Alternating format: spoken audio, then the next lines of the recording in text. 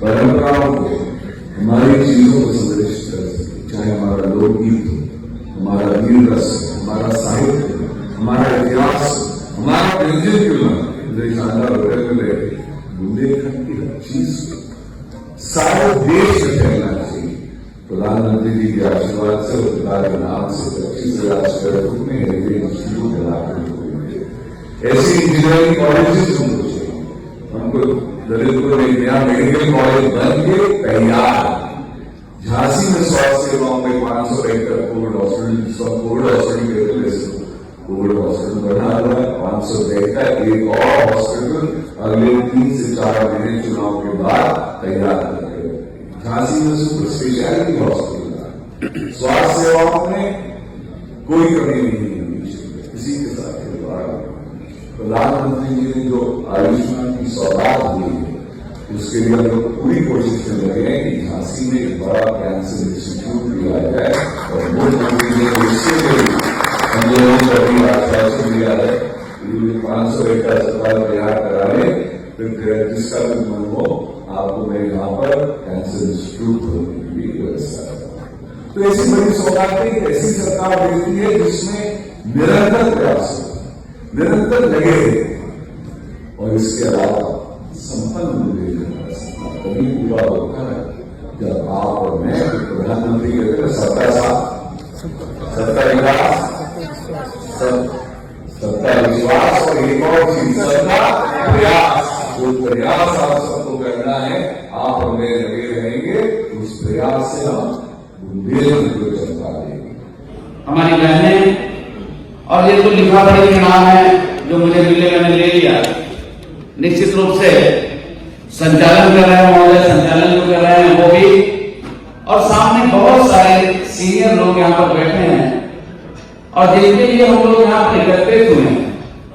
ऐसे आपके लोकप्रिय सांसद जिनको आप अपना सांसद बनाने के लिए कमल कर चुके हैं, ऐसे सभी पिता बुजुर्गों के चरणों में प्रणाम करता हूँ, माताओं बहनों के चरणों में प्रणाम करता हूँ, सभी बड़े भाइयों का गले मिल करके स्वागत करना चाहता हूँ। सभी छोटे भाइयों को कंधे पर हाथ रख करके उनके साथ कंधे से कंधा मिला करके चलना चाहता हूँ। मैं जिसका नाम ले पाया हूँ, जिसका नहीं ले पाया, आप में से एक का, आप में से प्रत्येक का अनोखा याद करें, आप में से एक का, आप में से प्रत्येक का हार्दिक स्वागत और अभिनंदन करता हूं अपनी ओर से, अपनी सरकार की ओर से और सरकार के मुखिया योगी आदित्यनाथ जी की ओर से आपका बहुत बहुत स्वागत और अभिनंदन करता हूं। इस देश के यशस्वी प्रधानमंत्री परम आदरणीय नरेंद्र मोदी जी, जिन्होंने बिना रुके, बिना थके, बिना एक दिन की छुट्टी लिए, बिना एक दिन बीमार हो, यहां बैठा कोई भी आदमी हाथ उठा के बता सकता है कि इस दिन छुट्टी लिए थे, इस दिन थके थे, इस दिन बीमार थे। अनवरत जिस दिन से आपने गलती सौंपने का काम किया है, लगातार आपकी सेवा कर रहे हैं, ऐसे प्रधानमंत्री नरेंद्र मोदी जी की ओर से आपका बहुत बहुत स्वागत और अभिनंदन करता हूं। आज हमारे यहां पर व्यापारी भाई करते हैं, व्यापारियों को ये सफेद रंग का कागज काला बताएंगे कौन ताली बजाए, ये काले रंग का माइक सफेद बताएंगे कौन ताली बजाए। और व्यापारी को तो ऐसे कि 2 दूना 5 या 5 दूना 12 नहीं समझाया जा सकता। हो सकता है दूसरे जो लोग नौकरी पेशा में हो उनको कैलकुलेटर की जरूरत पड़े। अभी माननीय सांसद जी 40 लाख करोड़ की बात कर रहे थे तो बाबूजी तुरंत बता दिए कि 12 जीरो लगेगा। तो मैं ये जानता हूं यहां पर बैठे हुए सभी लोगों का गुणाभाग बहुत तेज है। हमें यहां माला पहनाने में जनरल मर्चेंट एसोसिएशन के लोग भी थे, यहां पर सोना चांदी एसोसिएशन के लोग भी थे, उन्हीं कदवाल जी बैठे हैं, नमक का कारोबार बड़ा करते हैं, चेंबर ऑफ कॉमर्स के लोग यहां पर उपस्थित है, बिल्डर यहां पर उपस्थित है, अरोड़ा जी इलेक्ट्रॉनिक का बहुत बड़ा काम करते हैं वो उपस्थित है। इतनी बड़ी संख्या में यहां पर उपस्थित है। हमारा बेटा स्कूल जा रहा, छठवीं क्लास 7वीं क्लास में 2 दिन 3 दिन की छुट्टी हो जाती है तो दुकान में बैठा देते हैं। वो उसे अगर सीमेंट की दुकान में बोले 380 रुपए बोरिए 6 बोरी सीमेंट दे दो तो कहता है 3 संग 18 8 संग 48 2280 दो जल्दी से। बोलो भैया, अगर जनरल मार्केट की दुकान में बोले 9 वाला 9 का साबुन दो तो कहे 9 9 81 दो जल्दी से। भाई अगर सही है तो जोरदार ताली चाहिए कि नहीं? कैलकुलेटर यहीं पे फिट है, हमें कैलकुलेटर ढूंढने की जरूरत नहीं है। कितना भी कटबैठी पूछ ले, ऊंच नीच करके पूछ ले, 770 रुपए का है, बताओ सेठो कितने का हुआ तो 7 छंग 42 और 7 छंग 42 तुरंत बताता है कि 4200 और 420 और जो 4620 रुपए दो। तो इतना बढ़िया गुना भाग है आपको, तो आपको कुछ भी समझाया काला सफेद नहीं जा सकता। आप सब समझदार लोग बैठे हैं, आप सब अच्छी तरह से जानते हैं आज इस भौतिक, आज इस जो परिवेश चल रहा है वो अपने बारे में, अपने परिवार के बारे में, अपने परिवार अपने बच्चे के बारे में ही सोचते हैं। तो तमाम राजनीतिक पार्टियां ऐसी हैं जो केवल और केवल अपने परिवार के बारे में सोच रही हैं। एक ऐसा प्रधानमंत्री हम लोगों को मिला है जो देश के बारे में तो सोच ही रहा है, दुनिया के दुनिया के बारे में। और 2024 चल रहा है, 2047 की संरचना आपके सामने जिन्होंने पेश करने का काम किया है, ऐसे प्रधानमंत्री नरेंद्र मोदी जी ने किस तरह से देश के लिए काम किया है।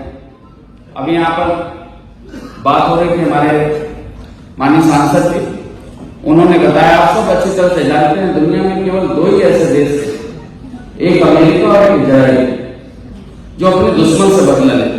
अमेरिका पे हमला हुआ था, ट्रेड टावर गिराया गया था, ओसामा बिन लादेन को कितने दिन में खोज करके पाकिस्तान में घुस कर दिया। इजराइल आप देख रहे हैं, इजराइल के कुछ लोगों को बंधक बना लिया था, पार्टी चल रही थी, 10 मारा होगा तो 10,000 लोगों को तबाह कर दिया। 2 ही ऐसे देश थे जो बदला लेते थे। लेकिन जब एक 56 इंच के सीने वाले प्रधानमंत्री को इस देश की बागडोर आप देते हैं, एक 56 इंच के सीने वाले प्रधानमंत्री को इस देश की बागडोर देते हैं, पहले तो आकर के थर-थर कांपता है, उसकी हिम्मत नहीं होती, उसकी हैसियत नहीं होती। उसके बाद भाग लगा करके हमला किया सीआरपीएफ के जवानों पर, तो घर में घुस करके मार करके जवाब देने का काम प्रधानमंत्री नरेंद्र मोदी जी ने किया। दुनिया में 2 देश थे, आज तीसरी सबसे बड़ी सैन्य शक्ति बन करके उभरा है। तीसरी सबसे बड़ी सैन्य शक्ति भारत बन करके उभरा है। 5वीं सबसे बड़ी अर्थव्यवस्था है, अभी तीसरी सबसे बड़ी अर्थव्यवस्था बनने जा रहा है, तीसरी सबसे बड़ी अर्थव्यवस्था बनने जा रहा है। तो निश्चित रूप से प्रधानमंत्री जी ने जिस तरह से काम किया है और जिस तरह से उनकी सोच है, जिस तरह से वो सोचते हैं, ऐसे प्रधानमंत्री जी के लिए मेरे मन में वही आता है, आप 10 सेकंड के लिए आंख बंद करिए और 2014 के पहले के भारत के बारे में सोचिए। हम कोई काला का सफेद, सफेद का काला नहीं, गेंदा का माला पहना है, उसका गुलाब का नहीं बताया। आप 10 सेकंड के लिए आंख बंद करिए, मन में विचार करिए, तो आपको दिखाई पड़ेगा दिल्ली में बम ब्लास्ट। एक बम ब्लास्ट हुआ रेलवे स्टेशन पे, दूसरा हुआ जब तक हमारा बम निरोधक दस्ता पुलिस जाती, जब तक हमारे सेना के जवान पहुंचते, तीसरा और चौथा बम ब्लास्ट। मुंबई में बम ब्लास्ट, अयोध्या में बम ब्लास्ट, लखनऊ में बम ब्लास्ट, बनारस में बम ब्लास्ट। लेकिन 56 इंच के सीने वाले जब प्रधानमंत्री बनते हैं तो आतंकी थर-थर कांपते हैं। और 2014 से 17 तक जब काम करते हैं तो आपने इस प्रदेश की बागडोर परम आदरणीय नरेंद्र मोदी जी के नेतृत्व को स्वीकार करते हुए भारतीय जनता पार्टी को देने का काम किया। और भारतीय जनता पार्टी इस प्रदेश के मुखिया के रूप में योगी आदित्यनाथ जी को चुनने का काम किया।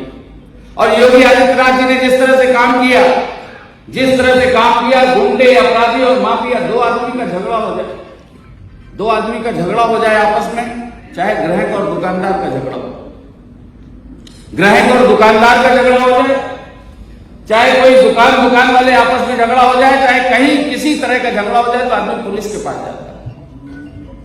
पुलिस के पास जाता है, वहां पर पुलिस भी सेफ नहीं थी जब समाजवादी पार्टी की सरकार थी। समाजवादी पार्टी की सरकार में पुलिस भी सेफ नहीं थी। और पुलिस के एक सीईओ को आप सब लोगों ने टीवी पर देखा था, गवाह है इस बात के। पुलिस के एक सीईओ को, भैया भाई साहब बैठ जाती थी। पुलिस के एक सीओ को स्कॉर्पियो में बैठा कर पुलिस का सिपाही, सिपाही के ऊपर दरोगा, दरोगा के ऊपर सीओ, कई दरोगा, कई इंस्पेक्टर के ऊपर एक सीओ सर्किल ऑफिसर होता है। उस सर्किल ऑफिसर को बोनट पर बैठाल करके कितनी तेज सपा का झंडा लगा हुआ दौड़ा रहा था लखनऊ की सड़कों पर। वो बेचारा कभी झंडा पकड़ रहा था, कभी वाइपर पकड़ रहा था, कभी ऊपर का हैंडल पकड़ रहा था अपनी जान बचाने के लिए।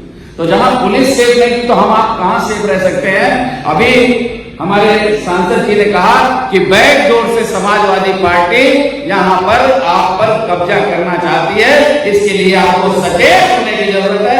यही मैं आपको बताने ना, यही मैं आपको बताना। आप अच्छी तरह से जानते हैं, मैं एक उदाहरण के तौर पर करता हूं। पहले कहते थे आमा नींबू बानिया, आम को, नींबू को, बनिया को जितना दबाओ उतना रस निकलेगा। आमा नींबू बानिया जस्ट चापे 10 रस दे, जितना दबाएंगे उतना रस मिलेगा। हमारे भाई यहां पर बहुत सारे व्यापार मंडल, जनरल मर्चेंट के भी लोग आए। जनरल मर्चेंट की दुकान पर एक कोई 10 रुपए की बोरोलीन खरीद के ले गया, 10 रुपए की बोरोलीन खरीद के ले गया और 10 रुपए की बोरोलीन खरीदा, 8 रुपए 56 पैसे की खरीदा तो 1 रुपए 44 पैसे बचे। और 2 महीने के बाद आया, कहा ये महाजन नकली है, कहा ये महाजन नकली है। 2 महीने बाद पूरी चपोड़ के जब खत्म हो गई तो ठोक ठोक के निकाल लिया। जब एकदम खत्म हो गई तब आया वापस करने।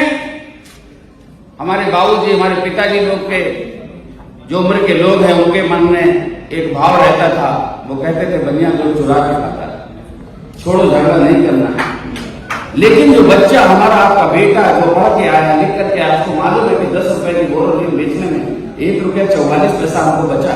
अगर नकली थी तो दूसरे दिन वापस करता, नकली थी तो 1 हफ्ते में वापस करता, नकली थी तो 10 दिन में वापस करता।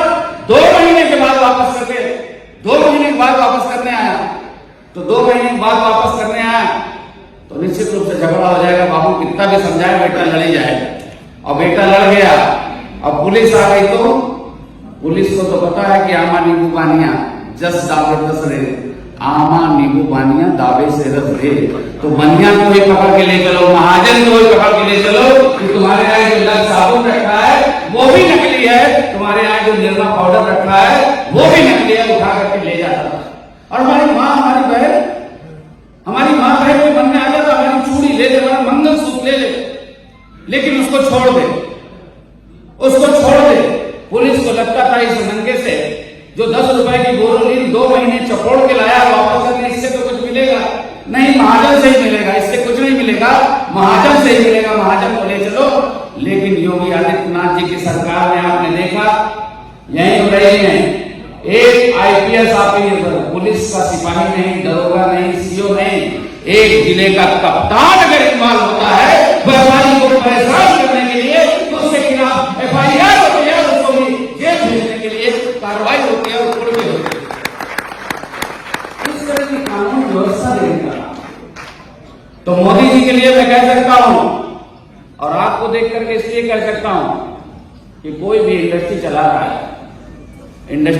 है तो कितना रॉ मटेरियल खरीद रहा है, पैकिंग मटेरियल खरीद रहा है, कितने लोगों से सप्लाई ले रहा है, और फिनिश गुड बेच रहा है, कितने डिस्ट्रीब्यूटर को दे रहा है, कितने लोगों को जा रहा है, कितने वर्कर काम कर रहे हैं, कितने वहां पर अगर ट्रक है तो उसका ट्रक का पंचर बनाने से लेके पेट्रोल डीजल कितने लोग काम कर रहे हैं।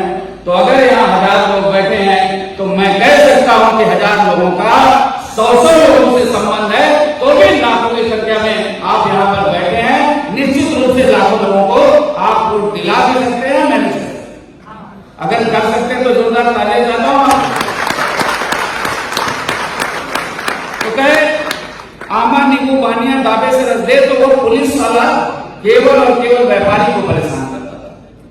तो अपने नेता के लिए कहना चाहता हूं, आप देख रहे हो मोदी जी अमेरिका जाते हैं, वो अमेरिका जो वीजा नहीं दे रहा, रेड कार्पेट दिखाकर उनका स्वागत होता है, और उनके अमेरिका की धरती पर उनके राष्ट्रपति मौजूद रहते हैं और वहां पर उनके राष्ट्र का अध्यक्ष राष्ट्रपति से ज्यादा मोदी मोदी मोदी के नारे लगते हैं।